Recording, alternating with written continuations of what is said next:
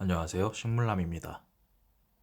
초창기부터 제 채널을 구독하셨던 분이라면 조금 익숙하실 것 같은데, 네, 지난 거진 2년간의 기간을 아파트에서 키웠던 검정 대나무 오죽입니다. 오늘은 이 친구에 대한 제가 지난 기간 동안 키우면서 느꼈던 여러 가지 느낀 점들에 대해서 리뷰를 공유하고자 합니다. 네, 보시다시피 가운데 3개의 대가 있습니다. 처음 이 친구를 접하고서 제가 갖고 있는 일반적인 분재를 가꾸는 상식에 따라서 키를 줄이고 가지치기를 해줬었는데요. 결과는 이렇습니다. 어찌 보면 당연한 결과인 것 같은데요. 보시다시피 대나무란 식물은 엄밀히 따지고 보면 나무가 아닙니다. 위키 백과에서 가져온 자료인데요. 대나무는 우리가 먹는 쌀, 즉 벼과의 일종이기 때문에 단지 키가 큰 풀이라고 보는 게 더 맞는 것 같습니다. 어쨌든 제가 처음으로 분에 옮기고서 수영을 어떻게 가꿀지 고민을 하면서 이런저런 자료를 찾아봤는데요. 영상에서처럼 이런 식으로 곡을 준 게 최선인 것 같더라고요. 제 눈에는 이것이 너무 인위적이지 않나 싶고 대나무의 특성과는 조금 다르다는 느낌이 들었습니다. 그래서 숲을 연상케 하는 이런 군식의 형태를 염두에 두고 키우기 시작했습니다.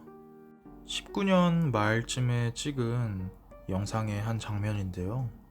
기존의 가지와 잎을 최소한으로 남기고 뿌리에 힘을 준 결과 보시다시피 작은 죽순들이 올라오기 시작했습니다. 그리고 이것이 지금의 그 결과입니다. 그 전까지만 해도 대나무가 나무라는 생각 때문에 곧게 자라줄 것이라고 생각을 했는데요. 앞서 말씀드렸다시피 대나무는 풀이고 죽순의 단계에서 이미 성장의 최대치가 결정이 된다고 합니다. 게다가 자라는 건 예상도 못할 만큼 얼마나 빨리 자라던지, 네, 보이시나요? 이것이 지난주의 결과물입니다. 작은 죽순들에서의 결과물을 보고 이것이 이 화분의 최대치라고 생각해서 분갈이를 계획을 하고 있었는데요. 대뜸 제 허리를 훨씬 넘는 이런 녀석이 올라왔습니다. 그리고 놀랍게도 이 화면에 다 차지도 않을 높이의 80%가 하루 만에 올라온 것입니다.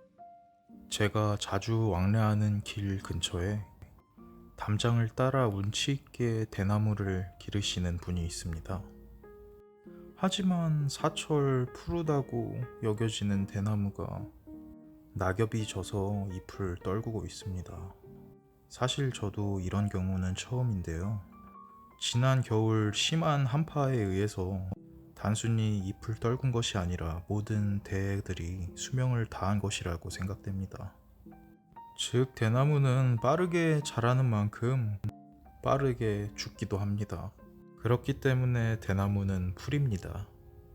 결론적으로 뿌리를 어떻게 관리하느냐가 가장 큰 이슈라고 생각되어지는데요. 이 친구도 죽은 대들 사이에 숨어 하루 만에 급 성장한 친구인 것 같습니다. 확실히 재미는 있는 것 같습니다.